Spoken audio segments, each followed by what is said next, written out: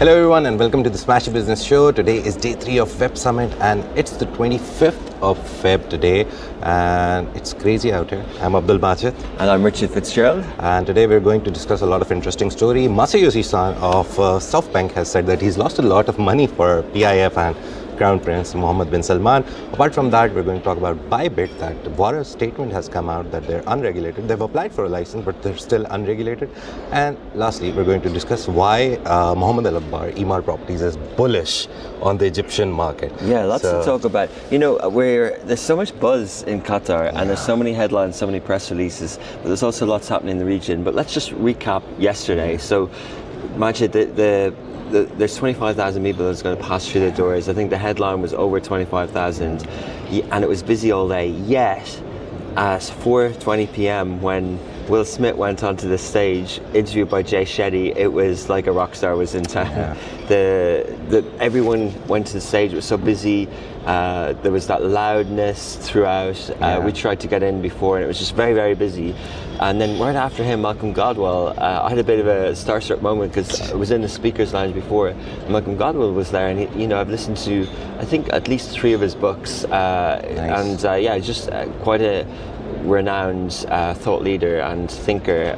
Some of his theories and notions spread far and wide, like 10,000 Hours and a few others. So it's been that kind of day. We hosted and moderated a panel about building a startup ecosystem in the region. We had a gentleman, Antonio, from Startup Portugal, with His Excellency Ali Athani from Invest Qatar, and my takeout from there is that they really are enablers, and what works in Portugal, taxes and low interest rates and things like that, low taxes particularly, about liquidity and exits and things like that, we don't necessarily have that same problem in the Gulf.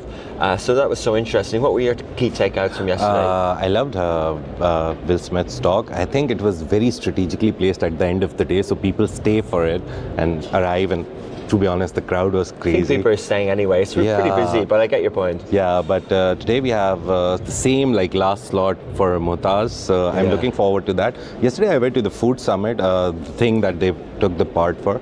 There's thousands of, at least 1,000 people just eating outside, enjoying the weather. The weather is great, thankfully for Web Summit. It's definitely not hot here. I think Step last week was a bit hotter than here. Because there was rains and something, but UAE, Qatar has a better weather than UAE. You know, I had an hour in the day, so I just went to the main stage and there was 3 or 4 back-to-back sort of media IP talks. And nice. Kevin Mayer, the ex-CEO for 3 months of TikTok US, plus a veteran career at Disney under Bob Iger. They did all those Marvel and BAMTech and Pixar acquisitions and many more. Yesterday I found Hussam. Just remembered, sorry to interrupt you. Hussam was walking around Tabby, and I met him and I said, can I get a shout out or an interview? He said a very interesting thing. He was like, after Leap, I have said no to every interview. And I was like, why? He's like, they asked me so many questions and my team is like, why are you giving so much information about the IPO? You're not supposed to do that. So he's like, I'm not doing any interviews. I was like, okay. Yeah. Apart from that, Isa from 1FI was here yesterday as well. His panel was good, Hossam. And I met him in the hotel, the W afterwards, and they were in their bags on their way back to Dubai. Isa was here. A lot of content creators. But going back to what I was saying about IP, one of the key takeaways from yesterday was you have these what you have here, we criticize a little bit about Western centric, but there are things we can learn. Just like, the panel that we did on ecosystem, there are things that Qatar can learn from Portugal, because Portugal was a struggling economy on that kind of peninsula there with Spain, and now it really has turned it around. He said some statistics like there was, 10 years ago there was $50 million into startups, and now there's 1.5 billion, and their jobs and the visas and so many things that have really turned that place around. That's kind of the pitch of Web Summit. But so we can learn from other places, and what I learned from the American view on IP, especially from Alexis Ohanian the night before on women's football and teams and IP and franchise. Kevin Mayer, who, as I was saying, he acquired a lot of the greatest IPs in the world and made Disney real force. And he said when Bob Iger came back, he said more with less. So not spreading yourself too thin. Focus on the key. They call them franchises in the movie world. And he was asked about Amazon's So Amazon acquired the studio behind James Bond for many years, but the image, the rights, the production and the creativity was still with the Broccoli family until last week, and now Amazon are going to decide the scripts and the creative, and people are wondering in the industry, will that change, and the panelist moderator said, will we have an American James Bond? And he said, I hope not, because James Bond is James Bond. He's British at its core, right? Exactly, and but I loved one of the things that Kevin Mayer said, and it stuck at me because I don't think it's just about franchises and movie. He talked about brand deposits. He said, when you've got something like Disney or Spider-Man or any of these IPs that the mega studios have, you have to nurture them, protect them, and do brand deposits every now and again, and then not many withdrawals. So be careful on the withdrawals. And I think what I interpreted in his world is that withdrawals is commercial. It's like doing too many series, like doing it for the sake of it, and trying to do partnerships or trying to do Happy Meals or trying to do. But brand deposits is greater storytelling, greater animation, greater marketing, and I think we can all learn from that. In all our businesses, like, if you've got a good brand that people like, how many brand deposits do you do? How many times do you invest without wanting an immediate return? Do you do a marketing campaign? Do you tell a story around your brand that you haven't done before? Do you invest more in your brand deposit before you just try and milk that brand for all it's worth? So again, we have very intellectual people speaking, and we learned a lot from them. Yeah.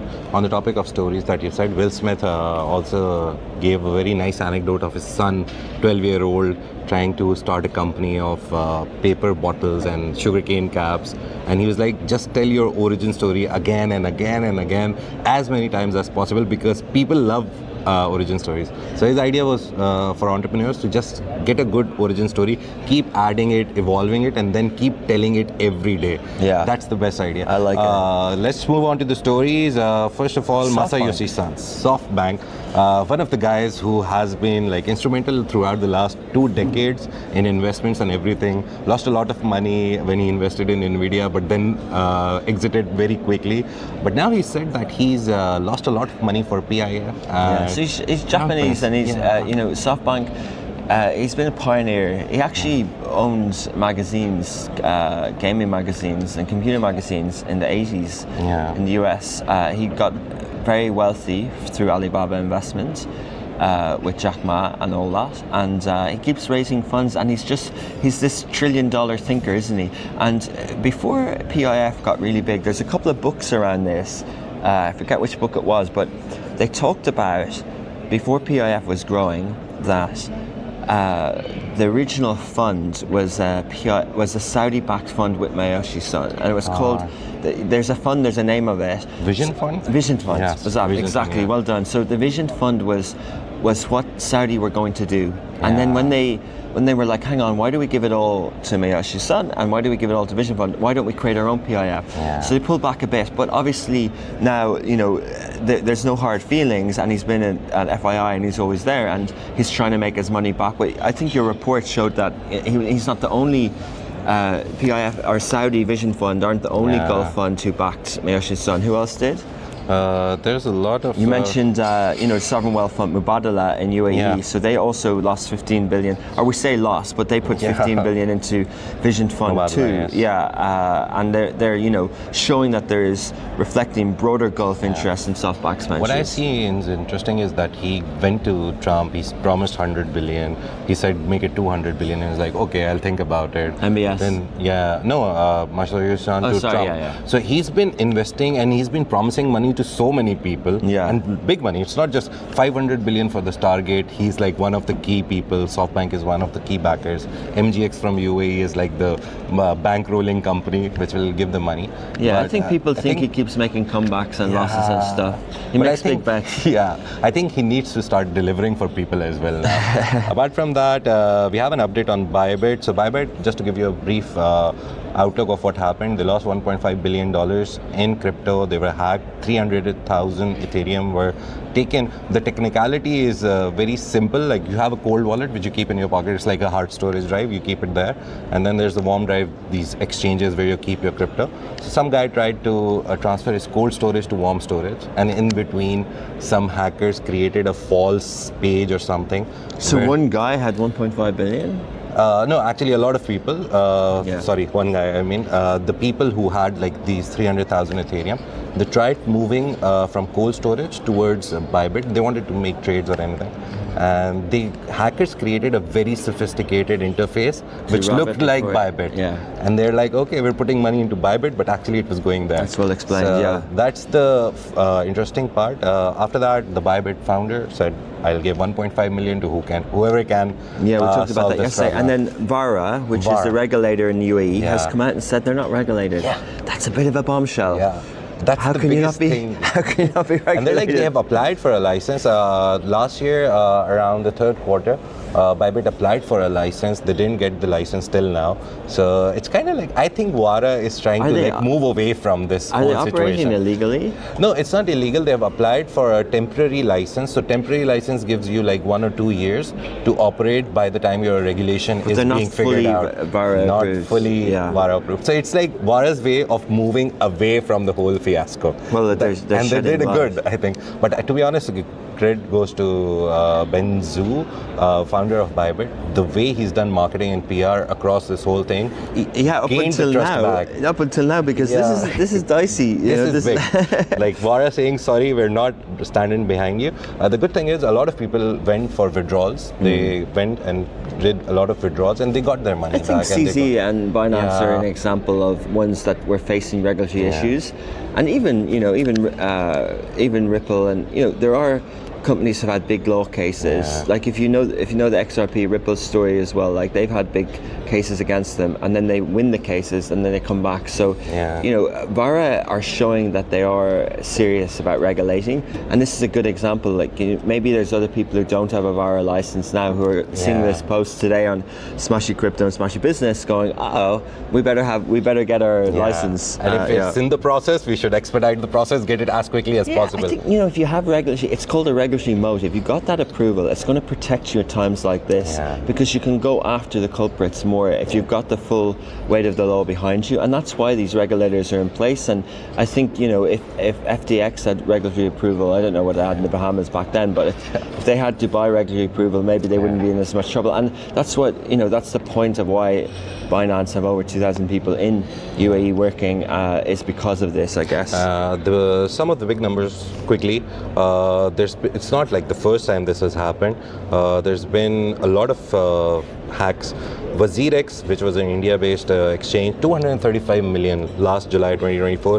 Radiant lost $50 million October 2024. DMM Bitcoin, Japanese exchange, 308 million December 2024 recently.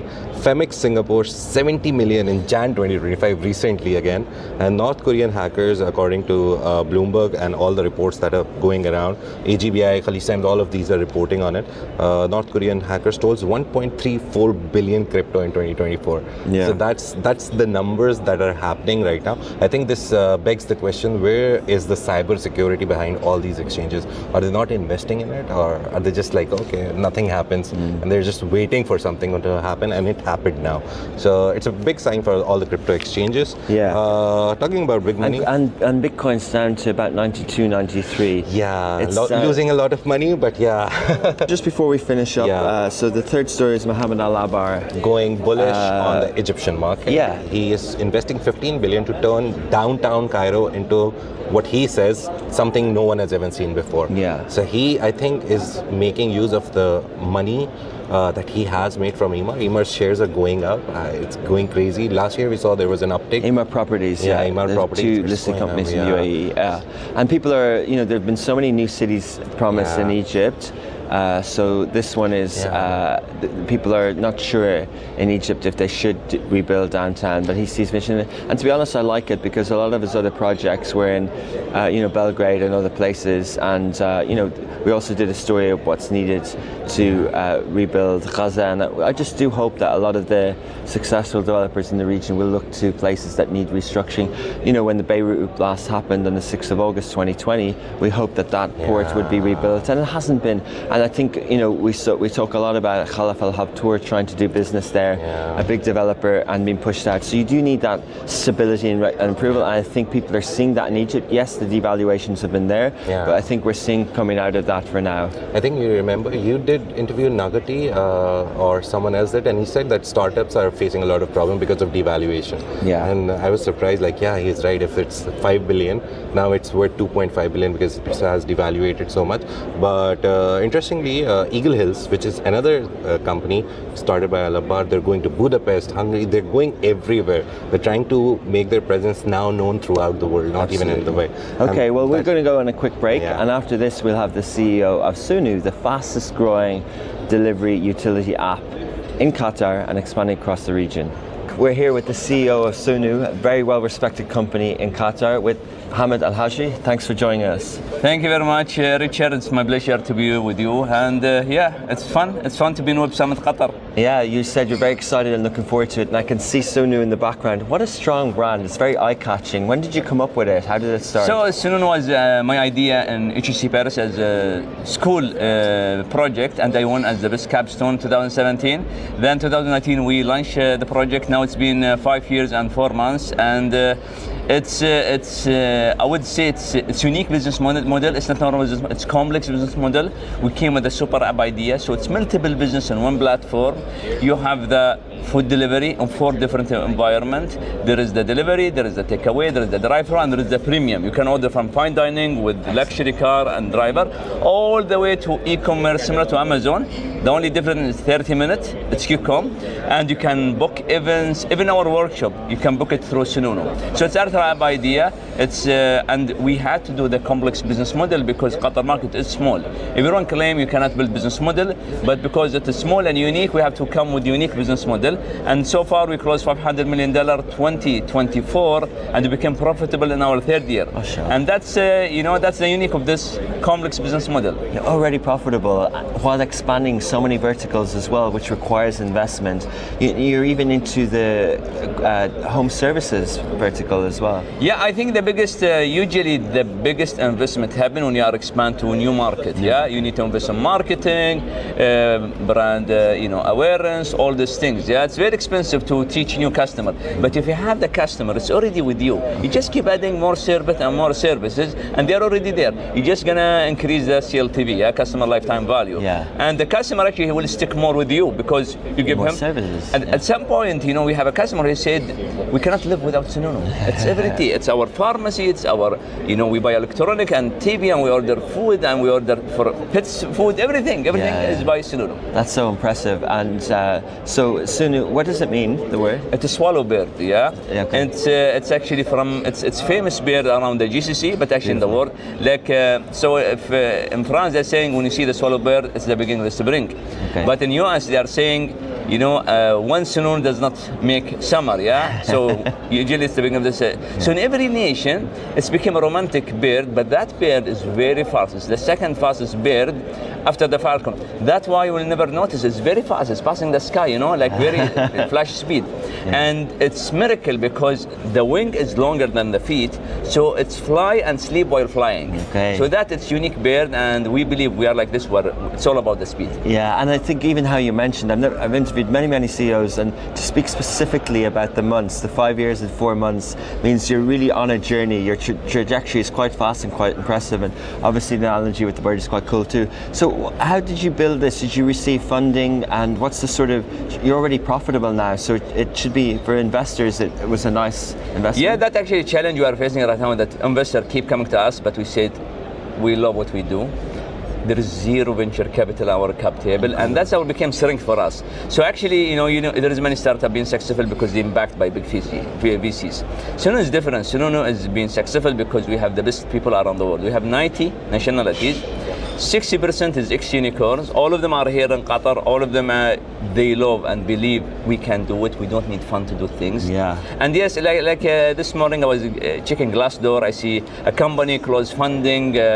$400 million, but the rating Glassdoor is 2 out of 5. People are not happy. So is that fund will solve some culture issue? Well, Snoonu is 4.4. Yeah, we want to make 5, but you cannot satisfy everyone. But that's the thing. If people is willing to do great things and they are ready to fight for it, everything is possible, and that's what Snoonu about. 90 nationality, all of them, and also like we believe in diversity. 50% of our leadership is women, and you have. I think we are one of the biggest companies around the world when it comes to women in tech. Many women engineer, many women product manager. Our head of data science and AI is woman. So this kind of diversity is because you know that's funny thing. Diversity is also about our perspective, yeah? Men will care about the money. What about the woman? She care about customer satisfaction. Yeah? So now we have a team who care about customer more than money, but when the customer is happy, you know, you're gonna create more money, and that's, you know, how it is. Exactly, and I know what you're saying is true because anecdotally, I met a gentleman yesterday working at Snoonu in the commercial department, and he's Mexican, and he worked with a competitor, left, and came back. Left the country and came back to Snoonu for a second time. So it does show that people do like working there. So what's the expansion plans? What's next? So we are following technology as a service. So our infrastructure when it comes to technology is already been exported out of the country. We don't want to have to go as Snoonu to 5-6 countries and, you know, and we take that journey. What we done, we're selling our technology to a company in Iraq, company in Saudi Arabia, company in Oman, and let them use our technology. The moment we realize that market is potential, what we do, we're gonna acquire that company. There actually we are talking one company to acquire them. So we just, you know, transfer our technology out of the country. Interesting. And I know you're very busy, but coming up now we have Ramadan next week, inshallah. How does consumer habits change? You know, are people ordering at different times, and do you adjust your offering during that month? Yeah, that's actually something we are good at. I mean, that's how we beat international company. We know people's behavior. We know demography. There is people who is not fasting and they like to order at 9 a.m. We are there for them. We increase distance of restaurant. We make sure the selection they want is available. But also we know that minute when iftar time comes, it's matter a lot. 5 minutes late, we are deleted. Yeah, we do a lot of innovation just to make sure. And actually, many international was here that this is like special case for us, like something nice to have. So our director of R&D, he came from Canada and he was in Just Eat, and he said that's something like strange, but we master it. If you order from Snoonu and you have iftar, you're gonna get your food on time. We use our machine learning system to know exactly that we can deliver it at that time. And that's actually, to be honest, in the food delivery, I think that is the biggest challenge you can find in the world. Of course, to see the behavior and customer behavior, we know the grocery time will be 3 days before Ramadan. We know people are stocking up. We know people, it's for them, to be honest, even non-fasting people, they don't like to go out in the morning. You know, they just order online. The behavior is increasing actually. So this is what we do in Ramadan. Ramadan became a very special month for us. But also, as example, in the middle of Ramadan, there is Garangao. It's like, you know, it's like kids celebration. They buy nuts and toys, and we basically start celebrate with them. We start preparing this package. So yeah, end of the Eid is people buying gifts and buying sweets, buying this. So yeah, it's going to be exciting, man. Amazing. Well, it's great to see. You know, you mentioned a competitor in Canada, and we hear every market has one success story, whether it's Grab in Singapore or DoorDash or other delivery apps. And it's great that there's one homegrown out of Qatar that inshallah will expand as well. So really thank you for your time today, and it's great to see. Thank you very much. And tomorrow we're going to have Grab, Rappi and Snoonu, all the 3 super apps in one panel in the center stage. Okay, well, everyone here listening at Web Summit Qatar, be sure to catch it. Thank you, Hamad. Thank you. Thank you.